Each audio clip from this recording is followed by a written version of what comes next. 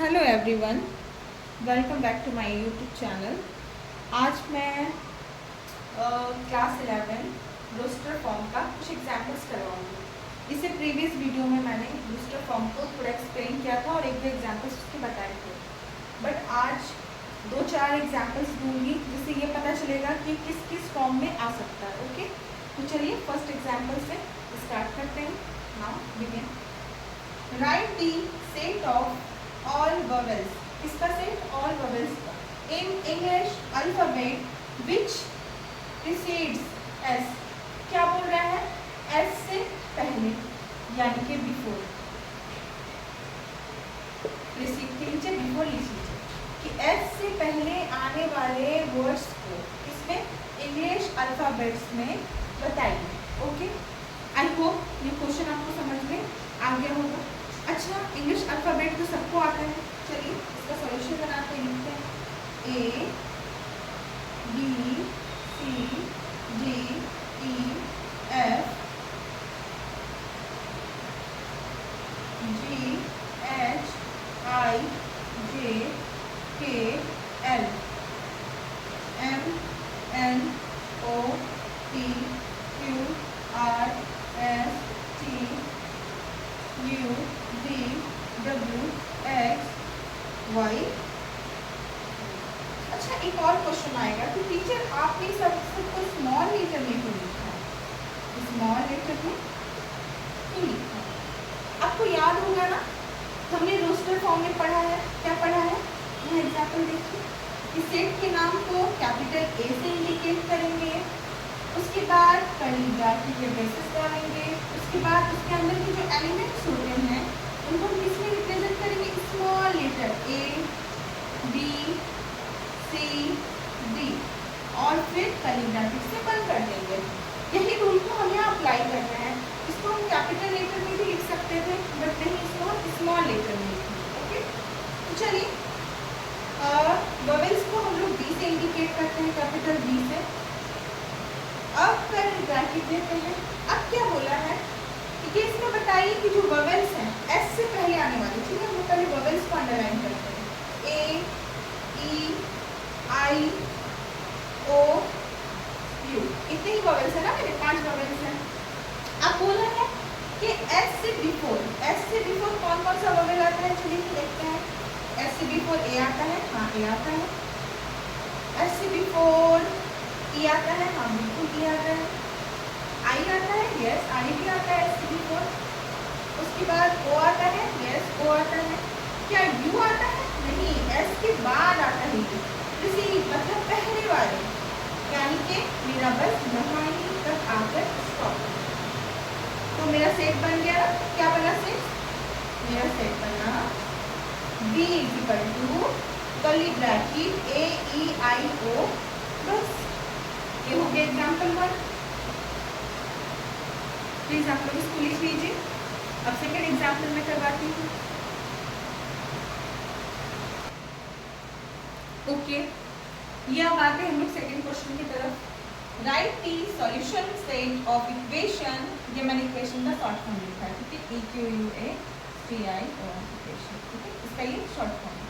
Equation क्या है? x² + 9 - 6x = 0 इन roster form. इसको आप कन्वर्ट कीजिए, इसका एक सेट तैयार कीजिए। चलिए करते हैं। क्या लिखा हुआ है? x² +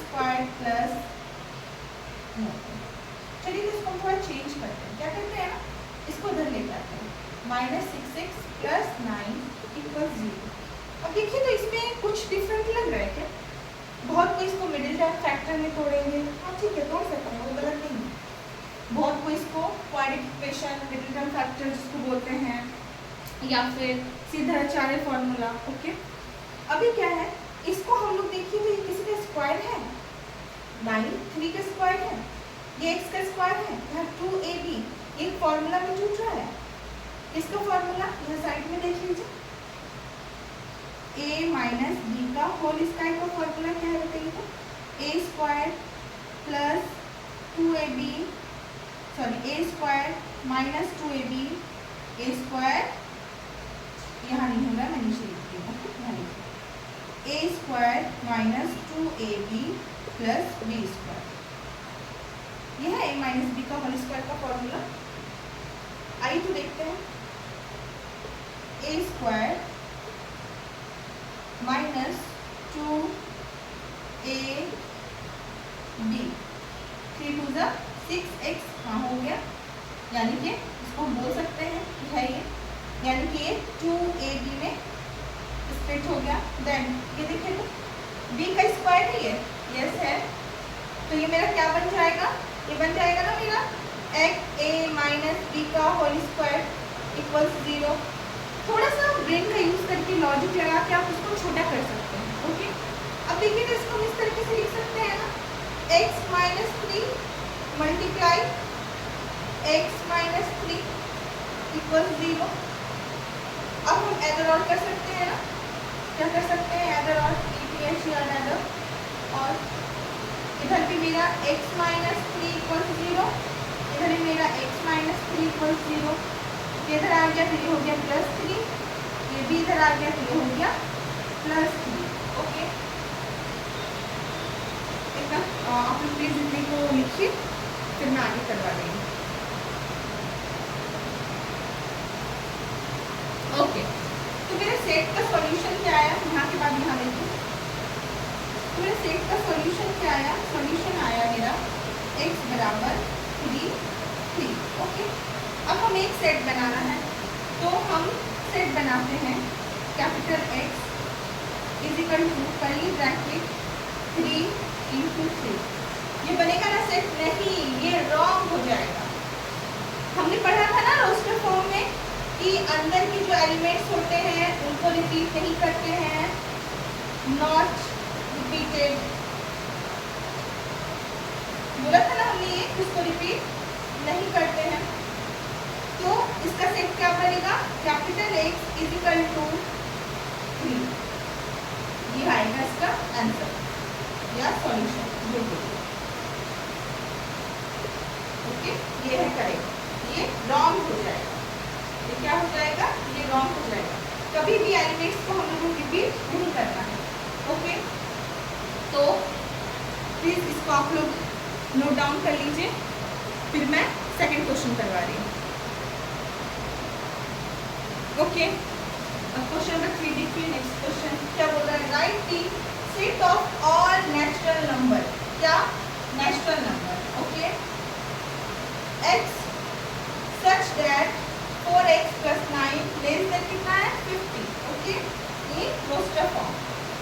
अच्छा, अभी हम लोग को यहाँ से जो इक्वेशन दिया हुआ है ना 4x प्लस 9, इससे हम लोग को क्या निकालना है, इससे हम लोग को अभी x का वैल्यू निकालना है। चलिए निकाल के x का वैल्यू, तो करिए 4x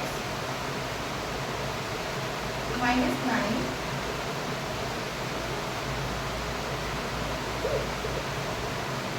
और लिखते हैं, ऐसे मिस्टेक हो जाता है। और 41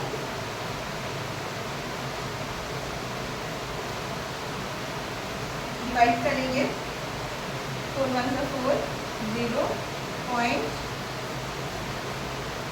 4 2 8 रिमेंस 2 और 20 10.25 इसको आएगा। ठीक है, तो हम बोल सकते हैं ना कि x का वैल्यू कितना है, इतना है। ओके, इतना कीजिए, फिर बताते हैं।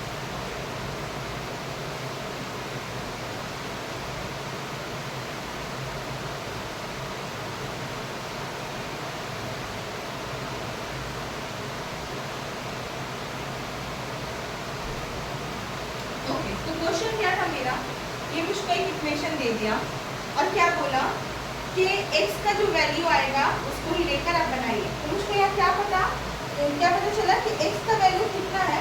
पहले तो बोला है कि नेचुरल नंबर, अच्छा पता है ना नेचुरल नंबर किसको बोलते हैं, 1 2 3 4 5 से लेकर पूरा infinity is called natural number. लेकिन हमें ये सेट में इक्वेशन दे दिया, हमें ये नहीं बताया कि आप 9 लीजिए 10 लीजिए, हमें बोला कि इक्वेशन को सॉल्व कीजिए, उसमें से x का वैल्यू फाइंड आउट कीजिए और फिर बताइए कि आपको कितना नेचुरल नंबर लेना है। तो हमको कितना लेना है, तो हमको x का वैल्यू मतलब नेचुरल नंबर का वैल्यू, x क्या है, x बिलोंग्स टू n, है ना, तो उसका वैल्यू कितना होना चाहिए, 10 होना चाहिए, 10.25, 11 के नहीं 10.25। सेट तैयार करते हैं, इधर यहाँ पे देखिए हम एक सेट तैयार करते हैं, हम ऐसे लिख सकते हैं सेट में।